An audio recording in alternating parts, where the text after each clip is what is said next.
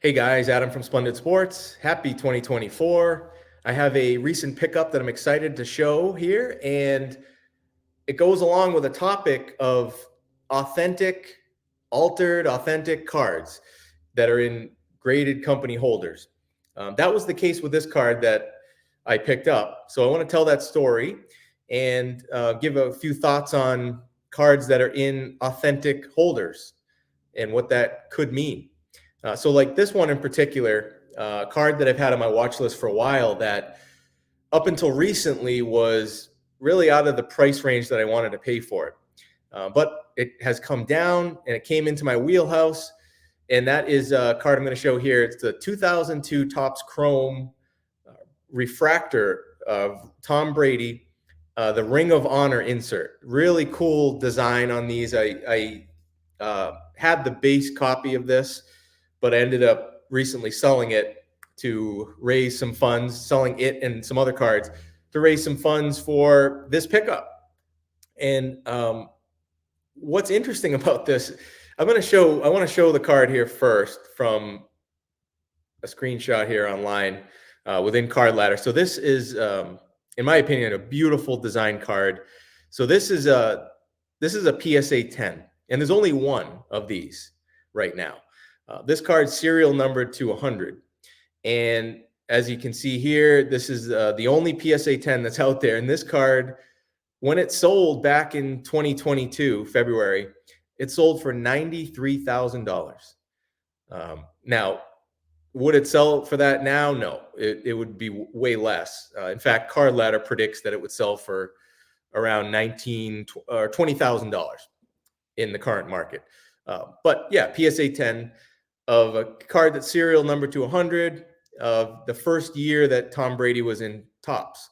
So I saw this card on eBay listed, and it was authentic. And I looked at the card from the pictures, and card looked great.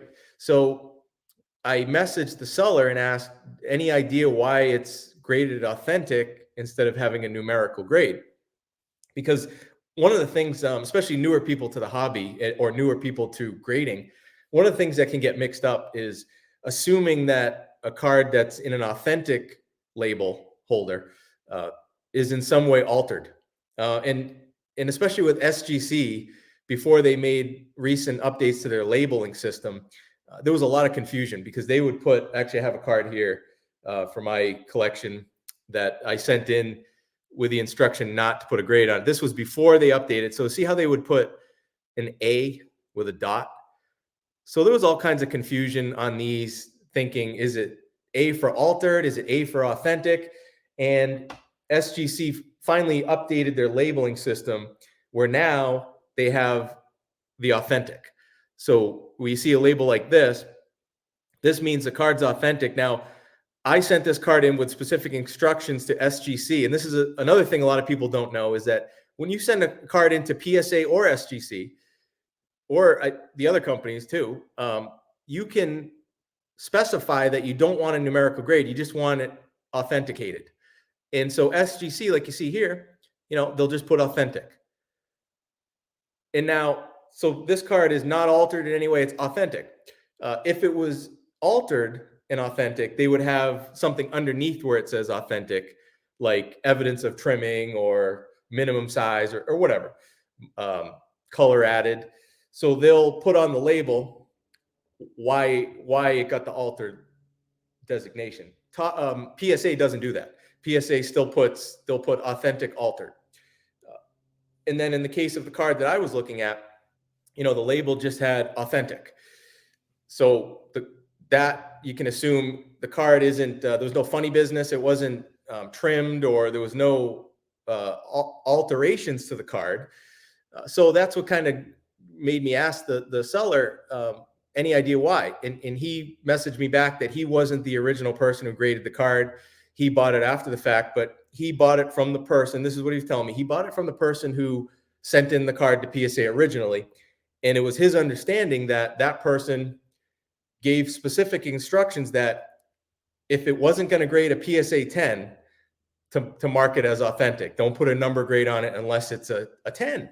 So, I understand. I've seen that happen with real ultra modern cards where, they want to put authentic rather than a 8 or a 9 even on the card, because it still leaves the mystery, like, oh, maybe it would still get a 10. But with this card, this card's over 20 years old, and this is a serial numbered card to 100. So, and there's only one 10 out there. So, really, the card's still very collectible and valuable, even not in a 10 grade.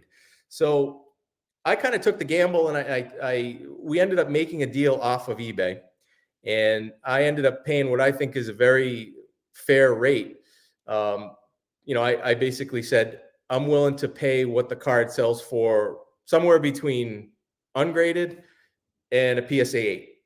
So somewhere within there, I'll take the gamble. I'll take the gamble that it comes back, something else. So I made a good deal for me, and I think for the seller too. Got good amount of money for it. Got the card, cracked it out, and sent it back into PSA. And I didn't put any stipulation on it. I just cracked it out, sent it in, and I took the gamble and said, whatever this card gets, I'm good with it. Because number one, it's a card, like I mentioned, that the grade for me isn't going to determine if it's collectible, if it's something I want in my collection. And so I just got it back, and this is pretty interesting. This card came back as a PSA 9, mint 9. So this card went from an authentic to now a PSA mint 9. Look at that. Look at that beauty. Look at the shine. Awesome design. And they're on the back. Number 67 of 100. So they made these. They had them for baseball too, certain years. But I think 2002 was the first year for football, where they make the Ring of Honor for Super Bowl MVPs. So, this is a card I've wanted for a long time. It's just interesting. I wanted to make a video out of it because I think a lot of people could assume that, if it's in an authentic holder, that something's wrong with it. It might be messed around with, or it would get a really low grade. And, I looked it over, and I couldn't find anything wrong with it. So the mint 9 makes a lot of sense for me. It's kind of what I thought. What made me purchase it is the thought was like, oh, if it's trimmed, well, PSA would have marked it authentic altered, not just authentic. So that's something, especially for beginners in card grading or new to the hobby, that's something to look for. It's authentic isn't a red flag. Authentic can be a card that, for a vintage card, maybe that just doesn't meet the requirements of condition to meet even a 1, so they'll mark it as authentic. But when you're talking about modern cards, if it's authentic, in many cases, it could be just a submitter who, for whatever reason, decided, I'm going to send it in and it's a 10 or nothing. I don't really understand why they would do that with this particular card. I figured I wanted to share that story because when you look at an authentic card in a holder, it could be anything. It could be a mint condition card like this. So thanks, guys. Let me know what you think in the comments, if that's ever something you've come across or what your opinions are on that. And I'll catch you on the next one.